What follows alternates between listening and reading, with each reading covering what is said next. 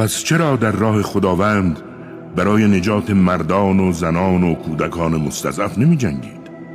همانهایی که همواره می گویند پروردگارا ما را از دیار ستمکاران خارج کن و از سوی خودت برای ما یاور و سرپرستی برگزین.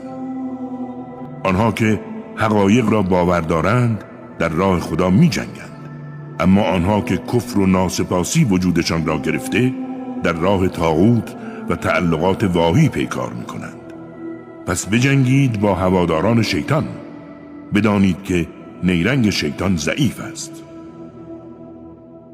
آیا ندیدی کسانی را که با آنها گفته شد فعلا اندیشه جنگ نکنید، بروید نمازتان را بگذارید و زکاتتان را بپردازید؟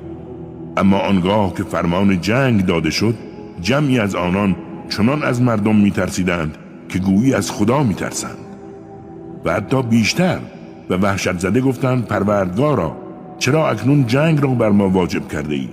چرا آن را اندک زمانی به تأخیر نینداختی؟ ای پیامبر به آنها بگو ارزش زندگی دنیا اندک است و زندگی جاوید برای آن که حرمت فرمان خدا را نگاه دارد بهتر است. و بدانید حتی به قدر رشته باری که موجود در شکاف هسته خرما به شما ستم نمی شود. هر جا که باشید مرگ شما را در آغوش خواهد گرفت، اگرچه در برج‌های بلند و محکم باشید.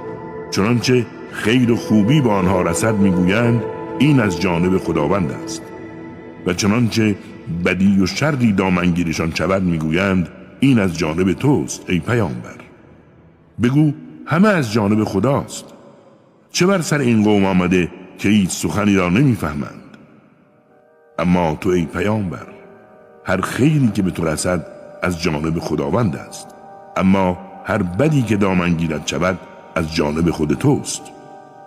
ما تو را به عنوان پیامبر برای مردم فرستادیم و گواهی خدا در این باره کافی است.